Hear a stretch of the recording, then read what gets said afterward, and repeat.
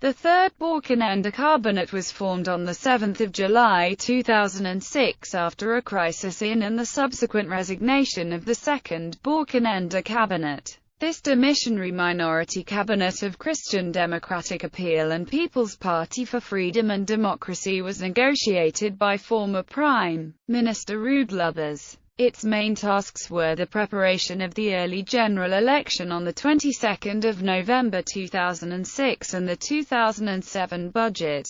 On the 22nd of February 2007, the cabinet was succeeded by the fourth Balkenende cabinet, consisting of the CDA, Labour Party, and Christian Union. Although the constituent parties of the third Balkenende cabinet did not have a majority in the House of Representatives, the cabinet had full power to propose laws, each of which needed to be supported by an ad hoc majority in Parliament. CDA and VVD did have a majority in the Senate. Minority cabinets are rare in Dutch politics. The previous minority cabinet was the third Van Agt cabinet from 1982 to 1983. Composition. The third Balkenende cabinet consisted of 16 ministers and 7 junior ministers. These positions were distributed among the coalition parties according to their size in parliament. CDA obtained 9 ministers and 4 junior ministers, and VVD obtained 7 ministers and 3 junior ministers. All members of this cabinet had also served in the second Balkenende cabinet, except for Junior Minister for Education Bruno Bruins, who was scheduled to succeed former Junior Minister Mark Rutte when the second Balkenende cabinet fell unexpectedly.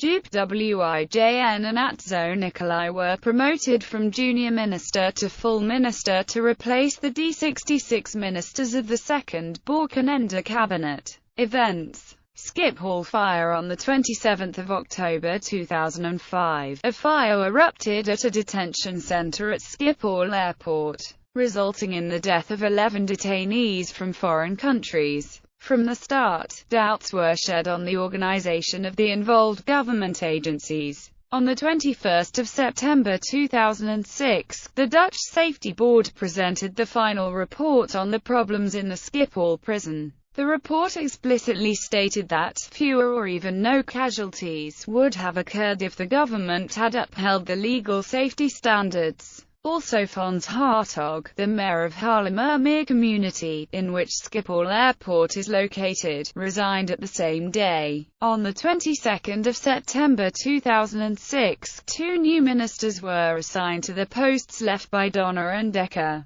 Ernst Hushballen of the CDA was the new Minister of Justice. During a much earlier third Lubbers cabinet, he had held the same position, from which he resigned in 1994 after the IRT affair. Until his appointment as Minister of Justice, he had been a president of the Administrative Law Division of the Dutch Council of State, a former Minister of the Environment in the first Lubbers cabinet. VVD member Peter Winsemius resigned as a member of the Dutch Scientific Council for Government Policy and replaced Dekker as Housing Minister. General amnesty. On 30 November 2006, the new parliament was sworn in, including several members of the then demissionary cabinet. Because of the election results, this House of Representatives had a majority of parties that opposed the course of the third cabinet Balkenende on important issues. One important election issue was an amnesty for a specific group of asylum seekers. This group originally consisted of 26,000 and later 38,000 people who had been in an administrative immigration process since 2001, and many of their children were raised exclusively in the Netherlands. The Minister for Integration and Immigration Rita Verdonk was looking into each of these dossiers to assess their future, either expulsion or permanent residence. On 1 December, the new House of Representatives adopted a motion to suspend all expulsions of asylum seekers from this group until a final decision on a general amnesty was made. Balkenende reacted annoyed as he stated that this ad hoc left-wing coalition was not a good basis for negotiations for a stable government. On 5 December, the cabinet declared not to execute this motion for 3 reasons. First, it claimed that a parliament which deals with a caretaker cabinet cannot demand that cabinet to implement new policies. Second, it argued that a general amnesty would attract more asylum seekers. Third, it raised several questions on what specific groups of asylum seekers should be amnestied and what the legal consequences would be for other groups